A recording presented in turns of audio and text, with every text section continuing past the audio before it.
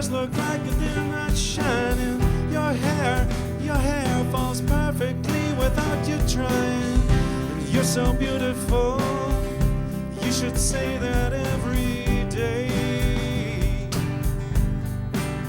Oh, you know, I'd never ask you to change. If perfect's what you're searching for, just stay the same. Don't even bother asking if you look okay. You know I'll say when I see your face, there's not a thing that I would change, 'cause you're amazing, just the way you are. And when you smile, the whole world stops and stares for a while, 'cause you're amazing, just the way you are.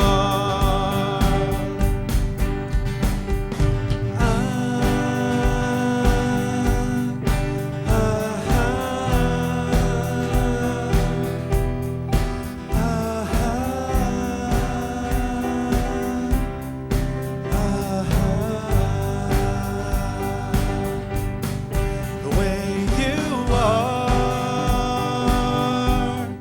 the way you are, you're amazing, just the way you are.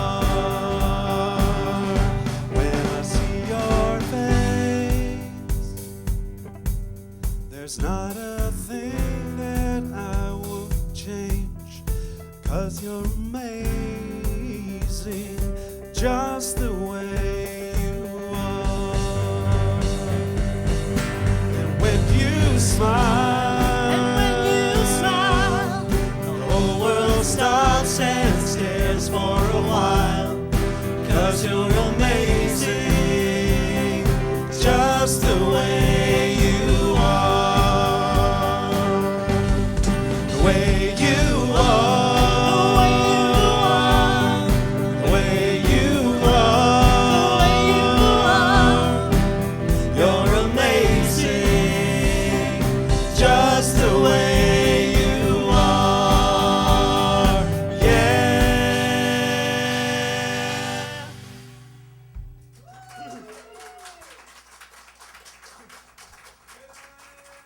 Good morning. Happy Easter. Happy Easter. Happy Easter. How are you this morning? Awesome. That's great. Welcome to the Center for Spiritual Living Toronto. My name is Jonathan Zenz. I am the spiritual director here. It's a pleasure to have you join us this morning. I said we're foregoing announcements today. It's Easter. I want to get right to it because I'm so excited about what we have to say today. But I will tell you a couple of things. The cabaret fundraiser on June 5th is coming up. Tickets are on sale. You can buy the tickets online. And I just went ahead and did that this week while I was in a break on my trip. So that's the main thing. I'm going to talk a little bit about Guatemala when I'm telling you what I have to tell you today during my talk. And what else am I forgetting? I'm forgetting a lot of things, but that's okay. The one thing I do know is that I'm here to remember one thing. And that is that each and every one of us is a perfect individualized expression of a divine creative resource, a divine power. It is infinite, it is ever present, it is unstoppable, and it is who and what we are. And so when we truly understand this, we get to live this experience to the fullest. So that's what I intend to do today by celebrating this idea. How does that sound? Perfect. Yes, it sounds like a good idea. So we do this in a number of ways. We do this by means of music. We do this by means of a talk. We do this by means of community. And really for me, what is becoming, what's becoming very, very important in my life is community. And I am looking for more expansive ways of experiencing community, especially right now on this particular day. So that's what I choose to do today.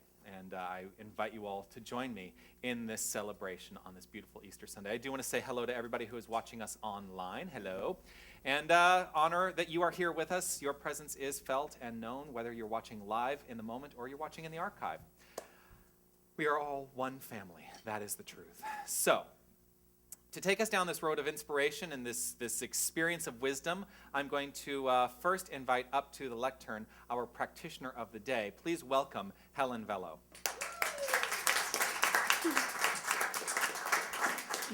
Hello, everyone.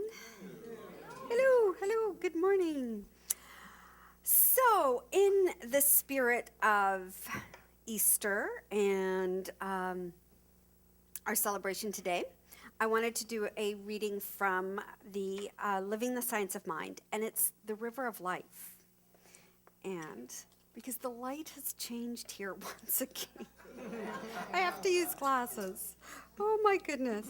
Okay, so someone said, there is a river of life, clear as crystal, flowing through the body of humanity, uniting every part of the one great being in Christ. Jesus spoke of the well of water, from which if a man drank, he should never thirst again. Throughout the Bible, we have a simile of water typifying the flowing power of pure spirit. It is impossible to think of spirit as being anything solid. It is always fluid.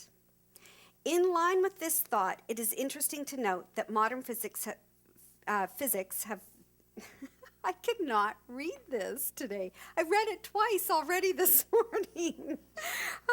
Modern physics has theoretically resolved all physical form into lines of energy, and these lines of energy must be directed in by some intelligence, or they would never take definite form. Therefore, we say that the river of life, forever flowing through us, is ever ready and willing to take the form that we give it. It appears that we have the ability, at least temporarily, to pollute this stream of life with the consciousness of hate, despair, or any negative thought which denies its purity. But of course, we do not really have the power to destroy, only to mold and remold. It is fortunate indeed that this is true, for in spite of all our misdirection, we are still being carried forward on the bosom of the infinite stream to a harbor of perfect safety. We may rest in the absolute assurance that good will be the final goal of all things. We can hasten the advent of this good by definitely clarifying our thought and by daily meditating upon the invisible source of the wellspring of life within each one of us. And so my affirmation for today is, I am a wellspring of life, love, and light. So I invite you to repeat that with me. I am a wellspring of life, love, and light. And one more time.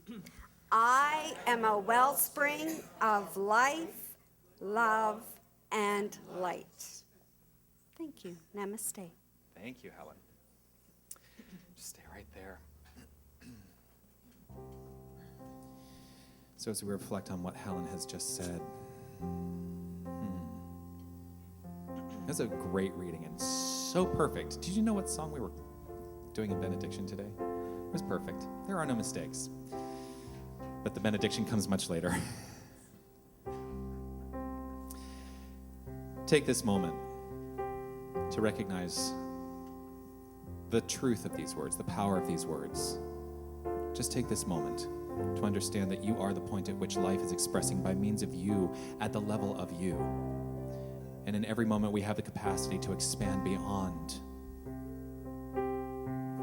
We have the experience of life and nothing else. That's the truth. And when we allow this life to simply be more loving, more compassionate, we experience expansiveness. We evolve. We move forward. For that is what life is all about. Perfect evolution. And so, I know the truth. I know the truth for me. I know the truth for every single person here. That each and every one of us is a perfect, perfect expression of this divine power. And when I look upon you, I see the face of God.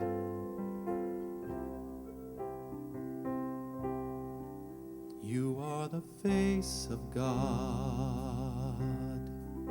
I hold you in my heart. You are a part of me. You are the face of God. You are the face of God. I hold you in my heart. You are a part of me. You are the face of God. You are the face of God. I hold you in my heart. You are a part of me. You are the face of God. And in the understanding and knowing that God is everywhere present, God is all of life expressing. God is love, God is peace, God is joy, God is abundance, God is prosperity.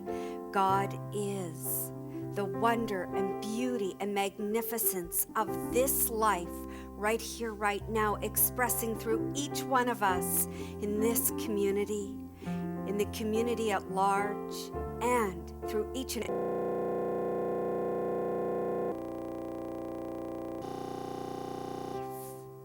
it is God's life. And so, as we move out from this day into our worlds, let us see the face of God and recognize the face of God in each and every person that we meet, understanding that we are all one, we are all divine, we are all beautiful, beautiful spirits, having this human experience on this earth plane that supports the highest and best good of all of life, evolving and creating, growing and expanding, for it is infinite. And from this place of knowing, I open my heart, I open my mind, I open my eyes, I open my ears, I open my soul to giving and receiving this abundance of love. And in grace and gratitude, I release my word to the Eternal One, to that perfect law, knowing and trusting that all is well, all is divine, all is in perfect flow and harmony. I release and let go, and together we say, and so it is. So just take that in and breathe.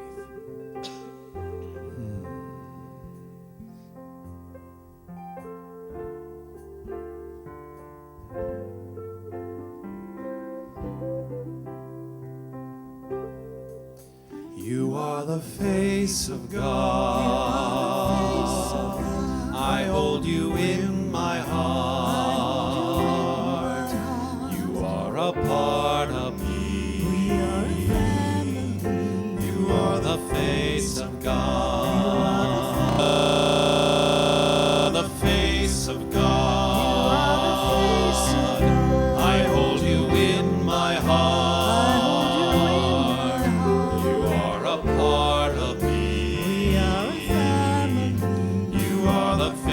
Of God, you are the face of God, you are the face of God.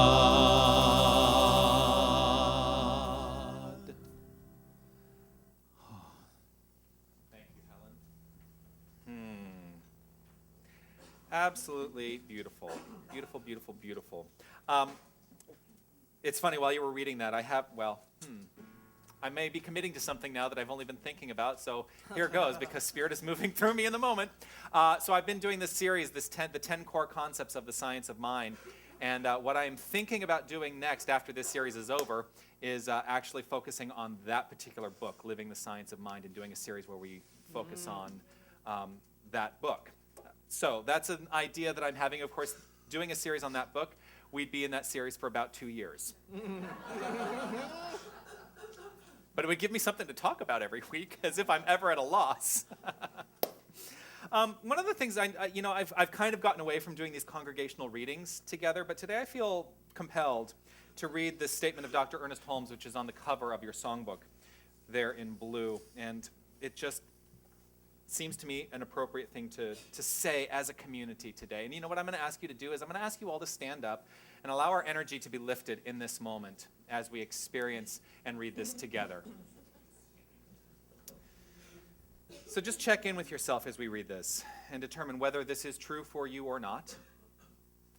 Just check in. Here we are. I am happy and complete today and forever. Within me is that which is perfect and complete. It is the spirit of all life, truth, and action. I am happy in the certain knowledge of this inner light. I radiate joy and life, for life is within me now. Yes, life is within me. You may be seated. Life is within me, life is within each and every one of us, for we are the point at which life is expressing, for there is nothing but life. We have been doing this series on the 10 core concepts of the philosophy, the science of mind, which is what we teach here. And I have been introducing to you a new practitioner student every week to present one of the 10 core concepts of the science of mind. However, I have only 9 practitioner students. And when the schedule was being made, it turned out that somebody was needed to present something for Easter. So we have invited today a licensed practitioner to present the 9th core concept. Please welcome to the lectern, Margaret Ann Snyder.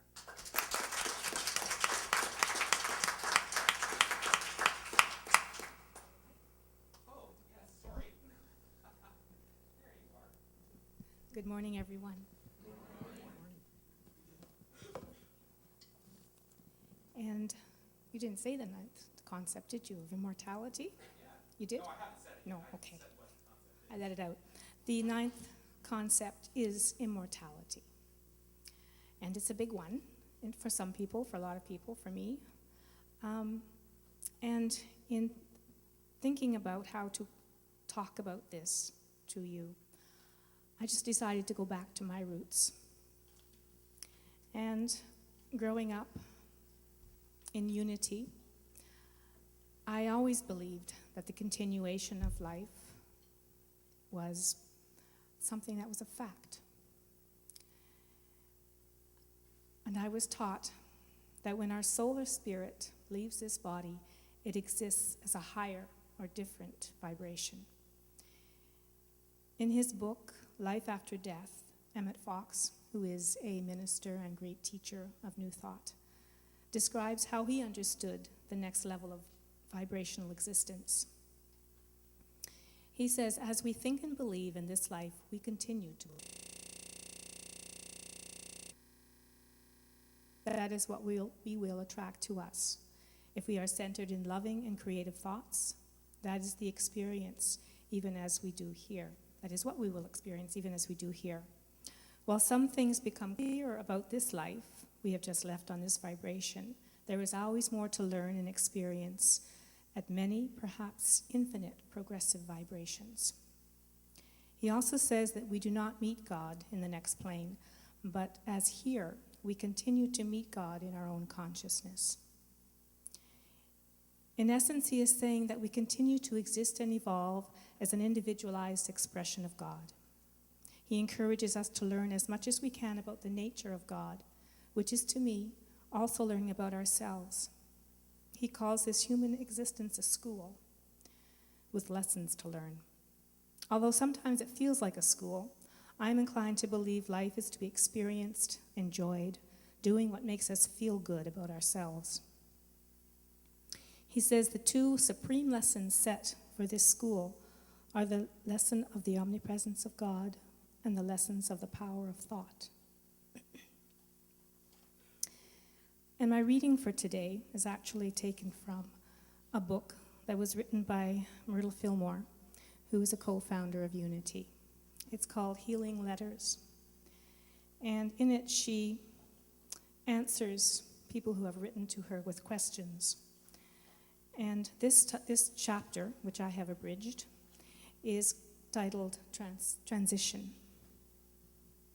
And she writes, "We know that the truth will open your spiritual eyes and your understanding, and you will know that what seemed to you a loss at the time is no longer considered such.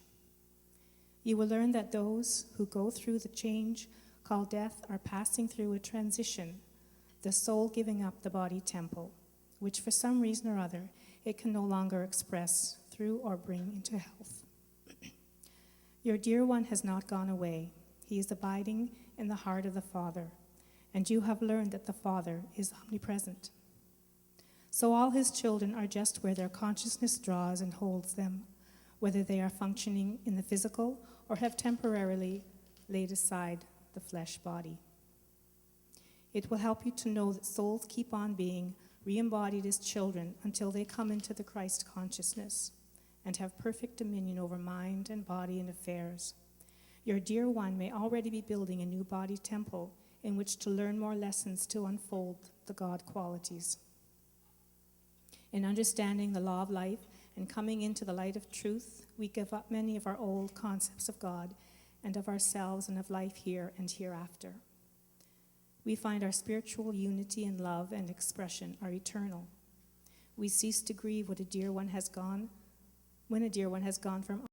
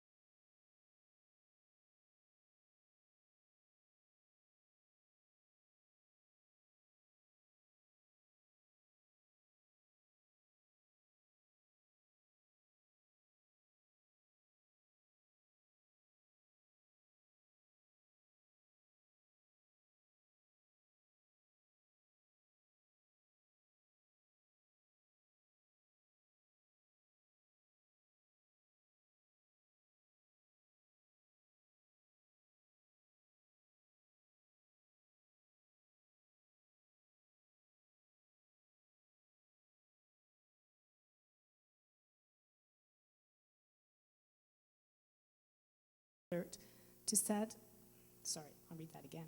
Such a one would be on the alert to satisfy his soul hunger and to appreciate all that he could experience without the flesh and the centers of physical structure which his consciousness had built.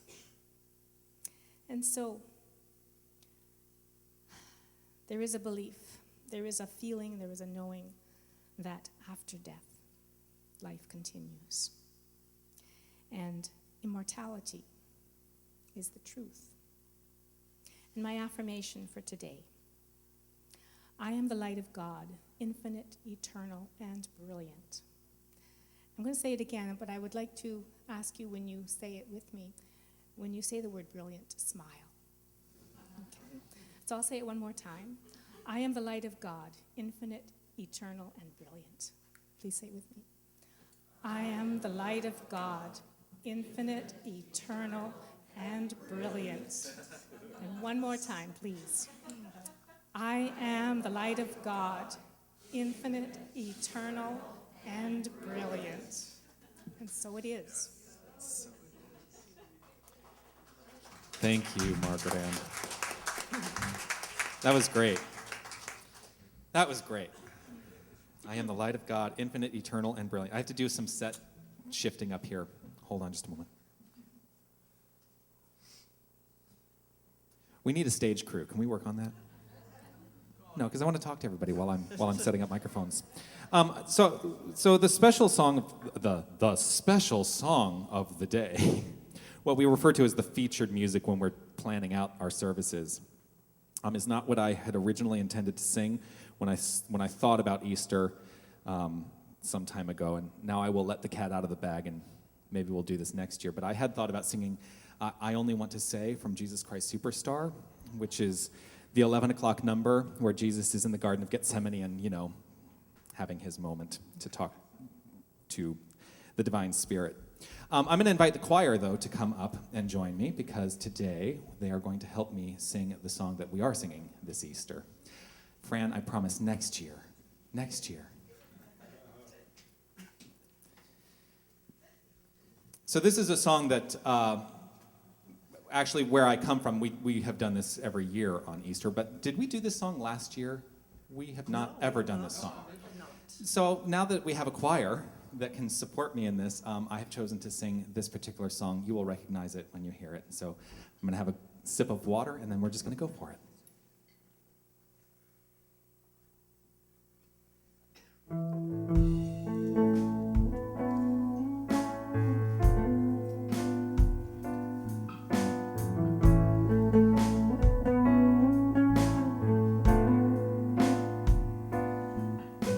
I used to think that I could not go on, and life was nothing but an awful song. But now I found the meaning of true love. I'm leaning on the everlasting arm. If I can see it, then I can do it. If I just believe it, there's nothing to it. I believe I can fly. I believe I can touch the sky. I think about it every night and day. I spread my wings and fly away. I believe I can soar. I see me running through that open door. I believe I can fly. I believe I can fly.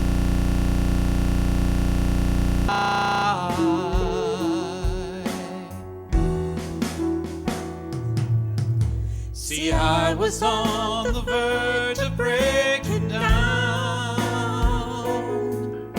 Sometimes silence can seem so loud. There are miracles in life I can achieve. But first I know it starts inside of me.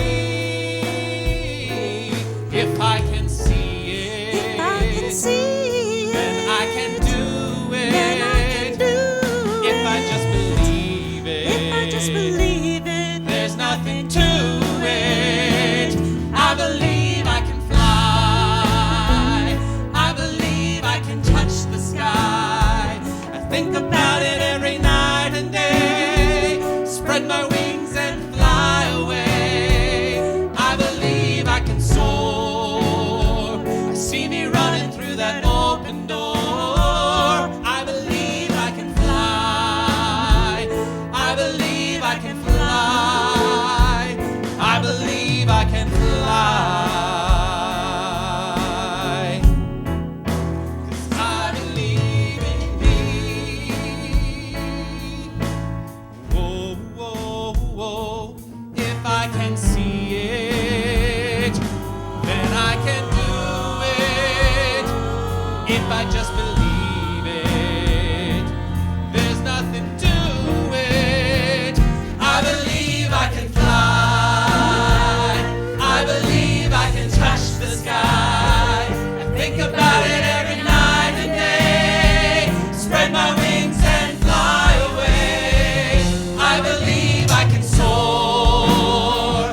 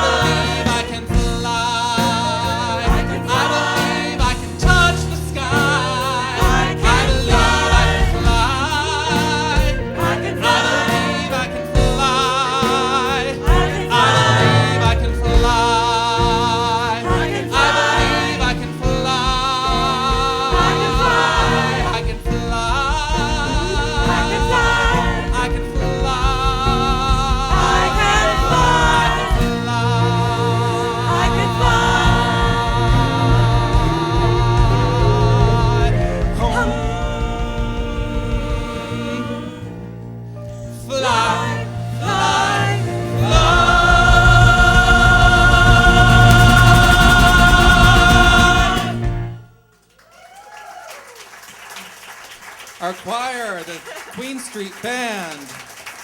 Thank you very much.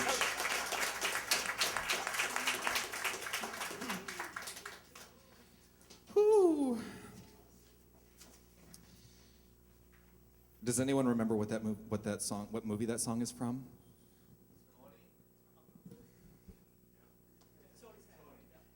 It is from a movie.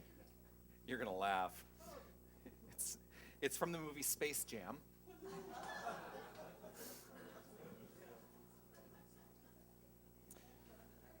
But it's become quite an interesting theme. It's become quite an interesting theme for me in my own life. I think about a lot when I consider this song, and like I said, we sang this song where I was trained in ministry at the NoHo Arts Center for New Thought, which is now the Global Truth Center, with Reverend James Mellon. And I think also about the time when Reverend James was experiencing his throat cancer and coming back, and one of his, well, first of all, he announced to his congregation that he was having this experience on Easter Sunday. And it was a point at which he had to do this because he was going to be going in for surgery that week to have 57 lymph nodes removed and was not going to look himself the following week, and he didn't want anybody to be surprised or shocked by that. So on Easter Sunday, it just happened to be that the day he told everybody that he was experiencing cancer was a day that a lot of people look at. And you usually have, in these congregations, you usually have a lot of visitors who are coming in for the first time because they are experiencing church on a Sunday for Easter. One of his goals was to the following Easter to sing the lead vocals on that song, when he had been told by his doctors that he would probably never even sing, possibly not even speak again after his treatment. And what I can tell you is that the power of this philosophy, the power of his mind, the power of the collective consciousness around him helped him move through that experience. He sings beautifully still. In fact, he just sang the role of Jesus on Friday night at the NoHo Arts Center in an experience where they were doing the songs of Jesus Christ Superstar and talking about the metaphysical meaning of that particular story. Now, I'm telling you, I cannot hit high C's, and he was belting them out on Friday night in an extraordinary way. That is the power of this philosophy, that we are in charge of our experience. We are in charge of the circumstances of our experience. And it is not about shifting the circumstances, it is about shifting our relationship to the circumstances and trusting and knowing that all follows perfectly as it needs to. So, we are in core concept number 9 this week, immortality. The first core concept, God is all there is. The second core concept, God is threefold in nature. There is spirit, soul, and body. It's all the same thing, expressing itself in different ways. Core concept number 3, the Word is creative. Core concept number 4, we on the individualized level utilize this word through the power of prayer. Core concept number 5, the divine is a unified whole even in the face of seeming opposites. Core concept number 6, we live in an experience of infinite abundance. Core concept number 7, this experience is infinitely balanced. And whatever we experience in our life, there is a balanced mental equivalent behind it. There is a thought, an idea, a belief, a feeling behind it that allows it to show up in our experience. Core concept number 8, divine forgiveness. Allowing ourselves to live in divine forgiveness. For at the heart of the matter, there is truly nothing ever to be forgiven. And if we step into that concept, our lives will expand exponentially. Our experience of life expands exponentially. And so, core concept number 9, immortality. And the way that it is phrased, the way that he writes this, Ernest Holmes, he writes, immortality is a universal principle, not a belief or a bargain made with the universe for good behavior. God knows only life, its eternal continuity, evolution, and expansion. Immortality is a universal principle. Too frequently, we are looking for the next thing. We're looking for that next thing. What's down the road? And we're doing it at the expense of living in the now.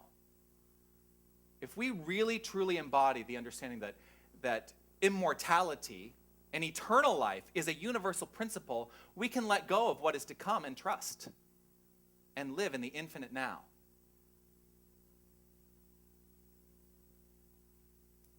That forward thinking. I mean, and I'm not here to say that we shouldn't, I'm not here to say we shouldn't make plans. It's okay to make plans, but trust and know that everything in your life, everything in your eternal life is unfolding as it needs to. As we are looking for the next thing at the expense of living in the now, and that's really the difference. Make your plans, but don't do it at the expense of living now. Because what do they say? I should have looked this quote up. What do they say? Life is what's happening while you're busy making other plans. Yeah, it's so true. It is short-sighted to allow life to unfold, thinking about what's next, and it leaves us vulnerable. The expense, the price that we can pay is disease, destructive thinking, so things in our life start falling apart because we're not paying attention to the now, and a distrust of the true meaning of life.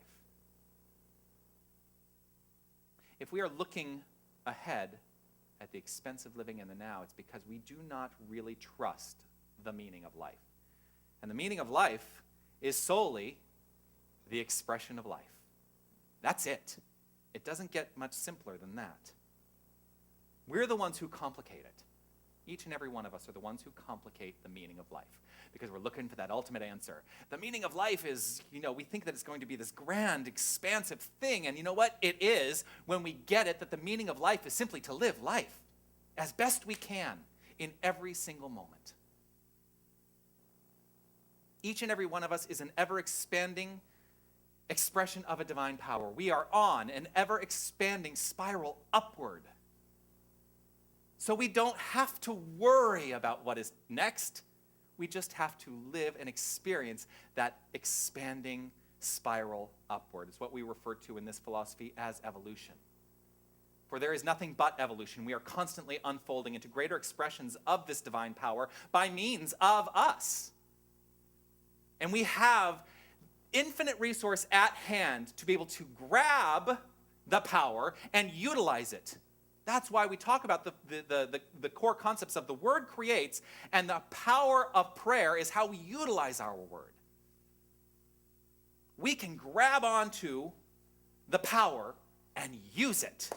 Doesn't that feel good? Ernest Holmes says that trained thought is far more powerful than untrained thought. Because here's what's going to happen.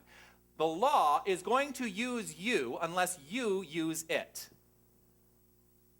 Because God cannot not create. Get it? God cannot not create. It is always creating something, and it is always creating something by means of you. So why not take the reins and be in charge of what it's creating in your life? So there's some logic behind this too. If God is all there is, and that's what we teach, that's core concept number one, right? God is all there is. That's it. There's nothing but God. I have so many walls now. The wall is God. This wall too. The microphones are God. The vibration of the music is God. You are each God. You're sitting in God. You're breathing in God. You are hearing God. You are smelling God. God is all there is. There is nothing separate from God. For if we believed there was something other than, that's when we fall into the trap of allowing life to fall apart around us. God is all there is. We are part of the allness, right? We are not separate from that. And boy, don't we get into trouble when we think we're separate from it. We are not separate from it. It is who and what we are. God is infinite and eternal. Do you believe that God is infinite and eternal? Yes? Is there anyone who doesn't believe that God is infinite and eternal? I'm so glad that there are no hands that went up. God is infinite and eternal. And if God is all there is, so here's the logic. If God is all there is, and each and every one of us is an individualized expression of God, and God is infinite and eternal, well, that means the individualized expression of God must also be infinite and eternal. Makes sense, yes? So, there is no such thing as death. There is no such thing as death. What we experience in this plane of action as death is simply a transition. It's an individualized expression of God transitioning to that next phase of life. And the only ones who experience death are the ones who are left behind.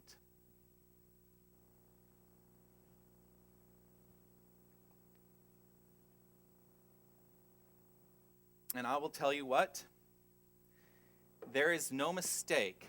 I mean, I arbitrarily started these 10 core concepts, I will tell you, on a certain date, and I didn't really think about it. But of course, immortality, the concept of immortality shows up on Easter when many people are talking about the resurrection and infinite life. I mean, of course. And there is no mistake that this is exactly what I need to hear this week.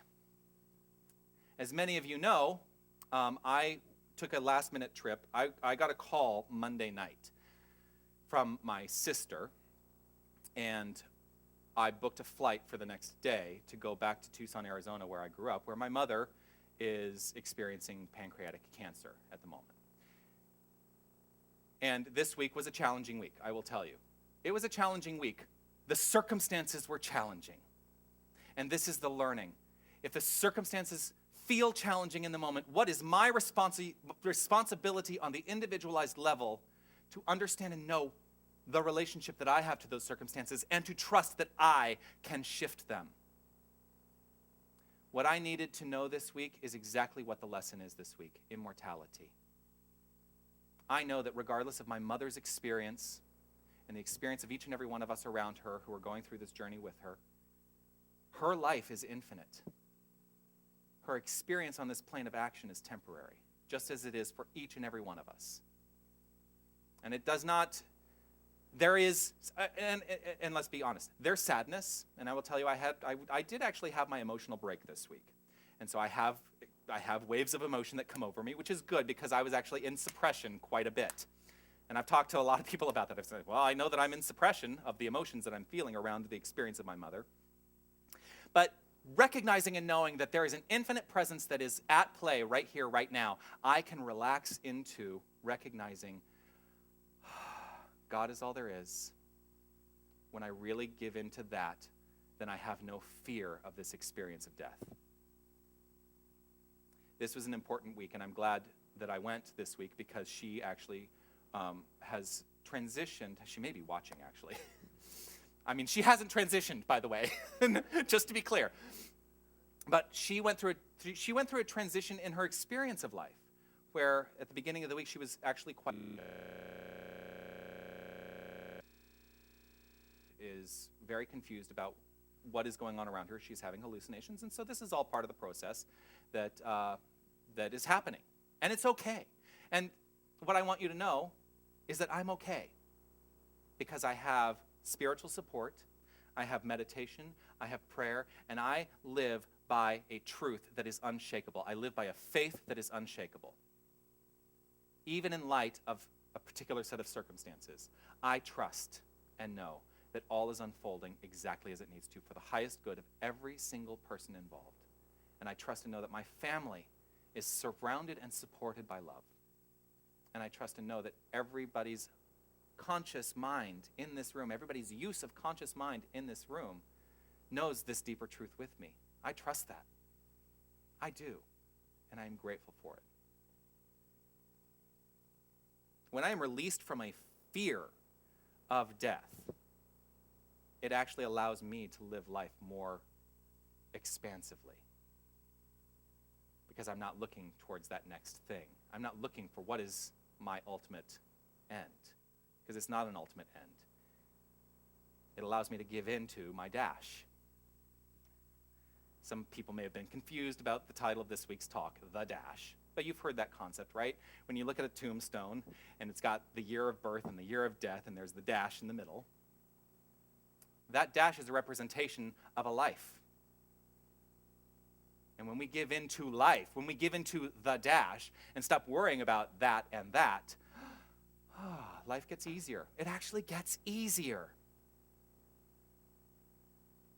It allows ourselves to open to living more fully in every moment.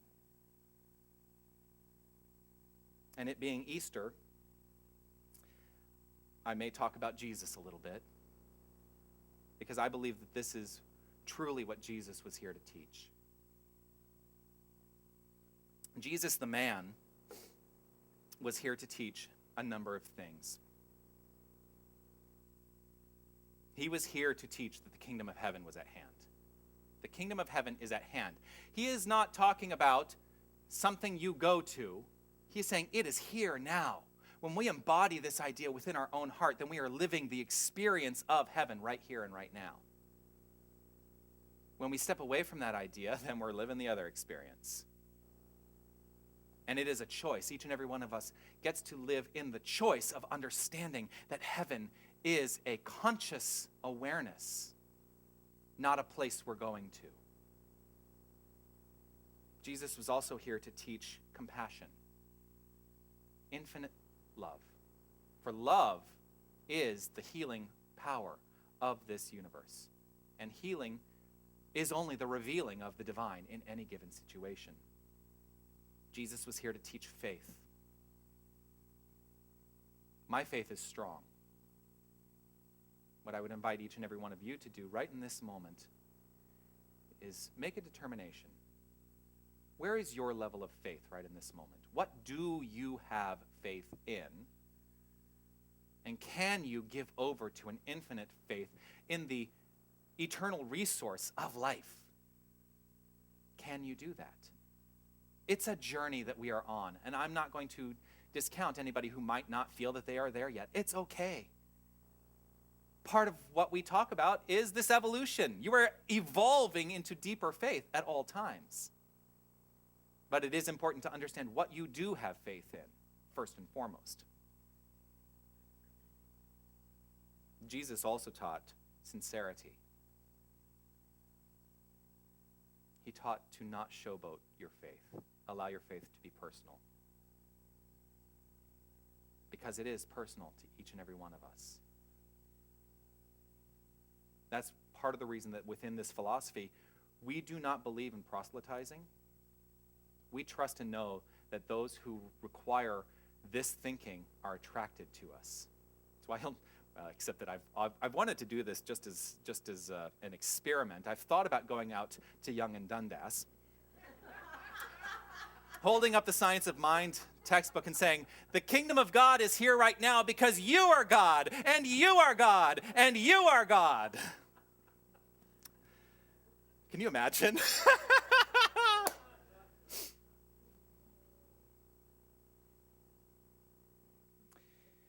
Jesus also taught to love your enemies. There is no place for hate. There is no place for hate in this experience of life. If there is hate in your mind, check in.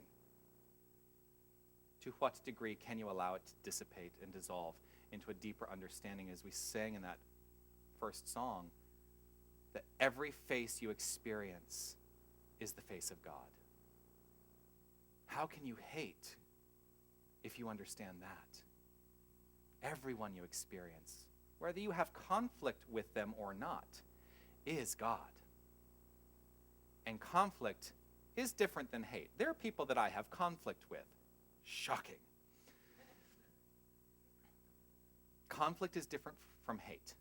Allow the hate to dissipate.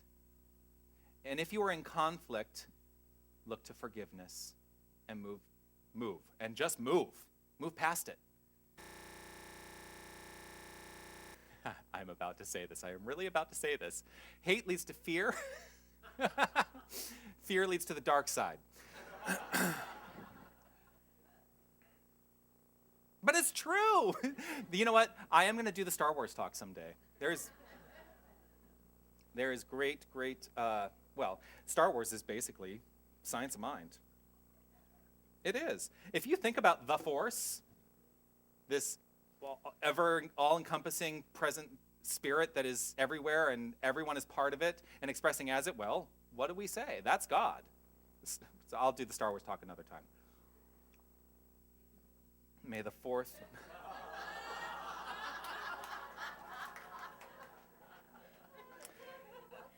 Okay, so what you need to know is I won't be here that weekend. You have a task ahead of you, Helen Vello. How familiar are you with Star Wars? Awesome.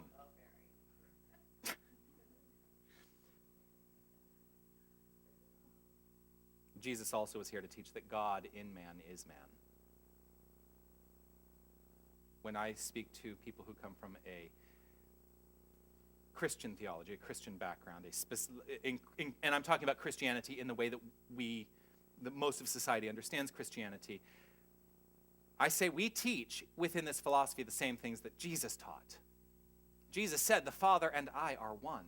He wasn't talking about just himself. He's talking about the I am that I am, which we all are. The Father, that divine spirit, is who and what we are. God in man is man. He also taught, it is done unto you as you believe. That's the law of cause and effect, which are really the only two things we really teach. God is all there is, it's who and what we are. That's number one. The law of cause and effect is the way this universe operates. That's it. Ask and it shall be given, knock and the door will open. Now what Jesus taught has gotten lost a little bit in what I have experienced in my life. And I've been, the practitioner students are probably really...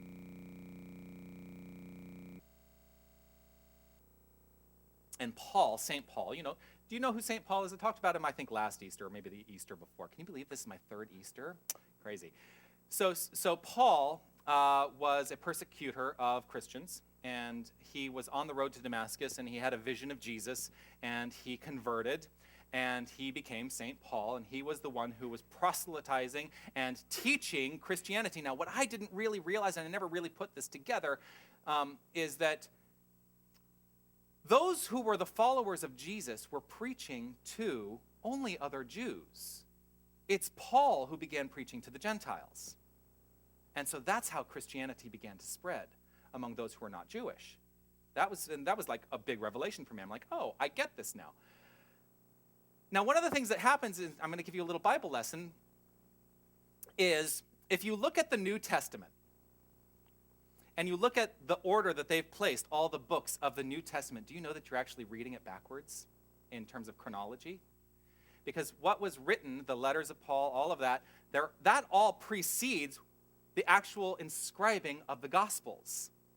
And so the story of Jesus, even though chronologically the story of Jesus happens first, the setting down of that story on paper was actually done after Paul was basically doing his ministry. And when you start to understand that, and you start to look at the Gospels and how they were influenced by what Paul was saying, you actually get a very different picture. Because what Paul believed and what Paul was preaching was that the two most important aspects of Christianity were the virgin birth and his death and resurrection. This is the first time in this talk that I've talked about the death and resurrection on Easter. Because what is important to me are the teachings of Jesus. And that became secondary in Paul's ministry. That actually became secondary in Paul's ministry. Because he taught that if you gave your heart over to Jesus and the understanding that he died for your sins, you would be saved at the day of judgment. There is no day of judgment, I'm just letting you know. The only sin is a mistake, and we are experiencing the effect of the sin, of the mistake, right here, right now. I tend to stand on one foot a lot, I'm realizing in this moment. So there is no salvation. What are we being saved from except our own erroneous thinking? And we are the ones who are in charge of doing that ourselves. So on this day, on this Easter Sunday, I invite you to step it up. The resurrection is a resurrection of thought.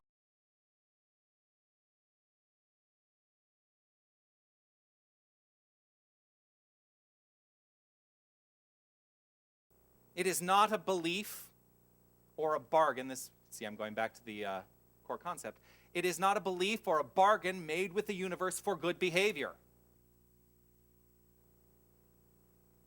It is inevitable. We are living immortal lives.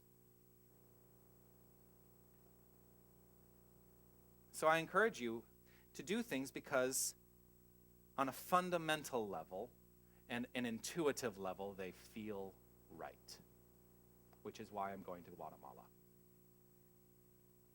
On a fundamental level, it's what is calling to me. That's why I'm going. And it was a moment of, there's this opportunity. I'm going to take it. And I'm going to Guatemala because it is important for me to feel as though I am contributing to the world. And I want to go out there. I want to go to Guatemala. And the experience is more important to me now than ever because of conversations that my mom and I have had, because of her experiences in Guatemala. I've never been to Guatemala. She's been to Guatemala. And so this trip is going to be somewhat in honor of her and her legacy in my life, to be someone who goes out there and changes the world to the degree that I can. And that's all any of us are ever asked to do. To the degree that you can, you change the world. Nobody's asking anybody to go out there and be the pinnacle of, changing. Do what feels right to you. What can you do? This is a question I ask in counseling sessions a lot, because a lot of us get hung up on I can't do this, and this is impossible, and I can't do that, and I couldn't possibly go to Guatemala because, look at the money that's going to be, and look at this, and look at that, and I just say, you know what? Let's take a step back, and let's ask the question, what can you do? Because that immediately puts you in the place of solution to anything that you perceive as a problem. So I know that I can go. And I've got the flights. Flights are done. I can go. I am going. And there's a sign on the community board for things that I'm going to be taking in a suitcase with me. A lot of school supplies. So if you'd like to contribute school supplies, we can take a collection here. I encourage you to do that. Because this is something that we as a community can do. I know that there are some people who are thinking about going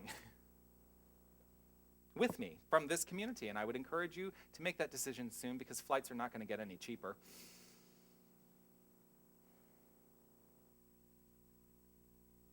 What can you do?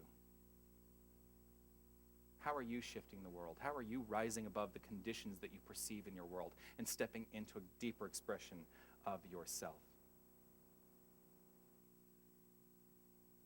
God only knows life. It only knows life. There is nothing other than life. It's eternal continuity, evolution, and expansion.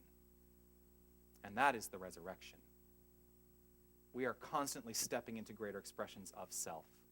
Even when we are done on this plane of action, the individualized consciousness, the personality, actually does not dissipate. It doesn't go into some ether and then get put back together into some other thing. No, the individualized consciousness moves forward.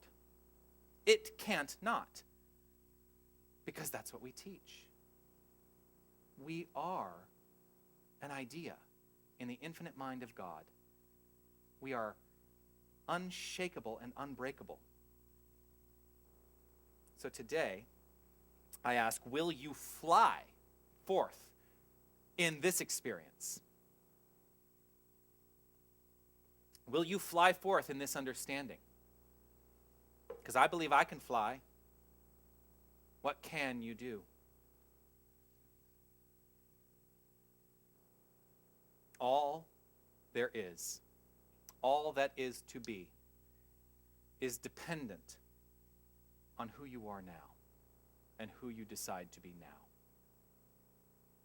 Right in this moment. For this is truly the only moment that matters right now.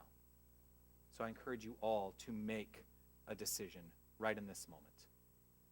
Be the best you can be right now. Live the best experience of the dash that you can right now. And in this, you are resurrected. That's the truth. Namaste.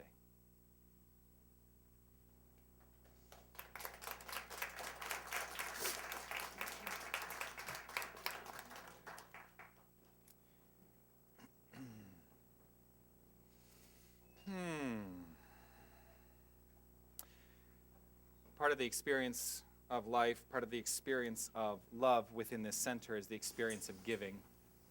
And as you hold what it is you have to offer the center today in terms of a financial contribution, call it your tithe, call it your investment in the center, call it your gift, whatever you call it, trust and know that it is received with an open heart and with the highest of intentions in mind. And I am grateful for every single person who walks through these doors. I am grateful for the board, for their infinite wisdom in how this funding gets utilized within this center, and I trust and know that it is all for good, no matter what.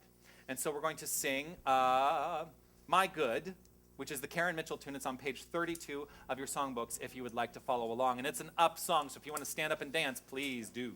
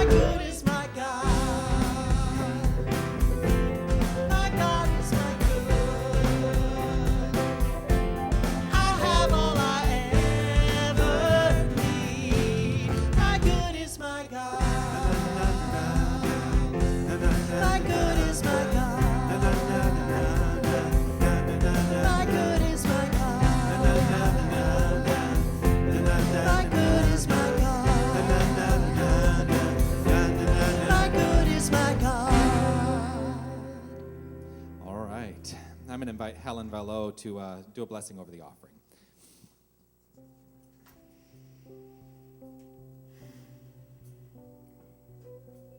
My good, our good, is infinite. It is this source that comes from God in each and every moment, in each and every way. And so all that we have received today is part of the circulation of life. It is the currency of giving and receiving and receiving and giving. And for that, I am truly grateful for all that we have received today. The board says thank you. The center says thank you. The energy of God says thank you. Thank you so that it can be used to support this center in its evolvement and contribution to the world. For this contribution today, I am truly grateful. I release and let go, knowing that all is in infinite flow of goodness and abundance. And together we sing, and so it is. Thank you. And so in that experience of gratitude, I want to thank everyone who makes this service possible today in setting up Margaret Ann and Tia. I want to thank Cara for greeting. Where is she? Oh, there you are. Hi. for greeting. I want to thank Lorna, who's in the bookstore today, and I saw her sneak in and listen to the song, which, yes, I love that. I want to thank Tony, who's on our camera today. I want to thank Carrie, who's in the sound booth today. I want to thank our board members, Judy and Angelica.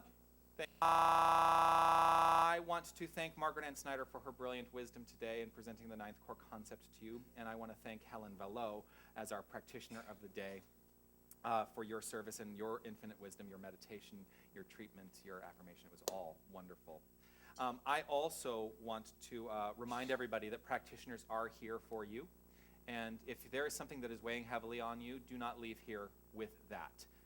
Leave it with us, because we will get rid of it for you.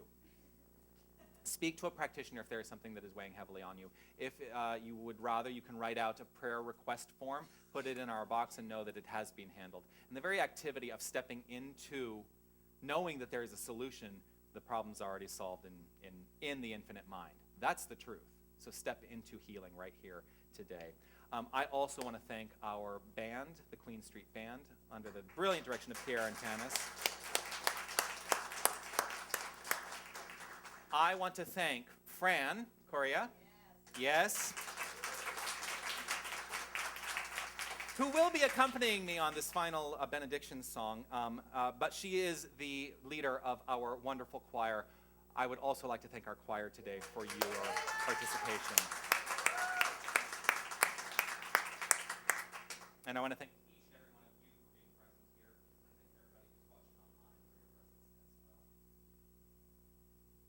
thank everybody who's watching online for your presence as well. Normally, I do a treatment in the middle of the final song. I'm not doing that today.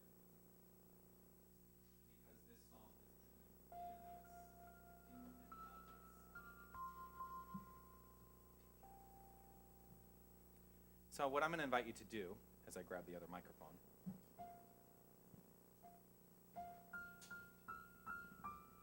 is simply breathe. And allow yourself to go to that place of recognition that all there is God. All there is good. And it's exactly who and what you are.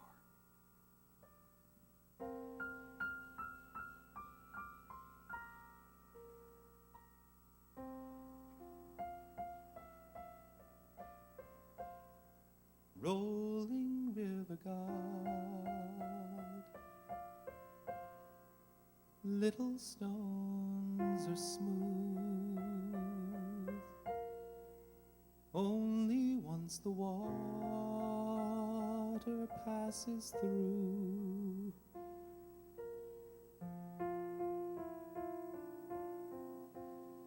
Now I am a stone, rough and grainy still, trying to reconcile this river's chill. But when I close my eyes and feel you rushing by, I know that time brings change, and change takes time. And when the sunset comes, my prayer will be just one, that you might pick me up and notice that I am just a little smoother in your hand. The deepest part of you is where I want to be, and feel the sharpest edges washed away. Sometimes raging wild,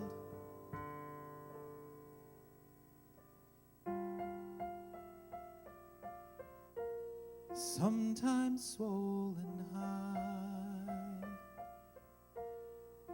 Never have I known this river dry, but when I close my eyes and feel you rushing by, I know that time brings change,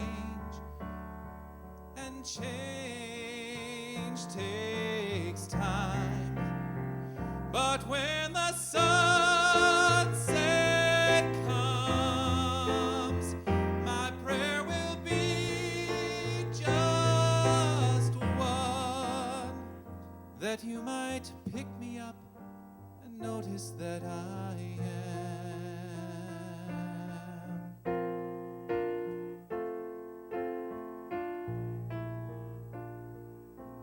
just a little smoother in your hand. Rolling river God, little stones are smooth, only once the water passes through.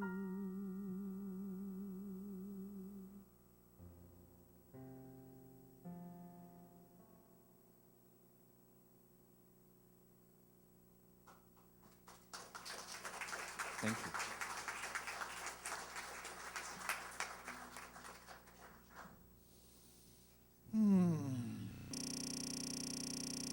Did do that song on a Sunday for so long.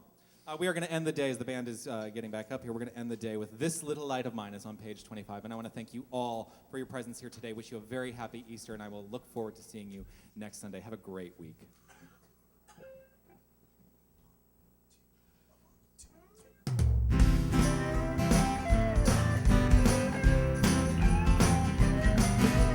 This little light of mine, I'm gonna let it shine. This little light of mine, I'm gonna let it shine. This little light of mine, I'm gonna let it shine. Let it shine, let it shine, let it shine. Just a spark can light the dark. I'm gonna let it shine. Just a spark can light the dark. I'm gonna let it shine. Just a spark can light the dark. I'm gonna let it shine. Let it shine, let it shine, let it shine. Won't let fear and doubt blow it out. I'm gonna let it shine. Oh, won't let fear and doubt blow it out. I'm gonna let it shine. Won't let fear and doubt blow it out. I'm gonna let it shine. Let it shine, let it shine, let it shine. Let it shine, let it shine, let it shine. Let it shine. Let it shine.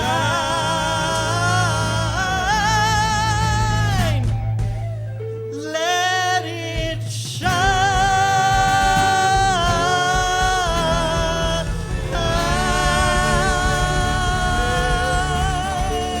Nice jazz hands.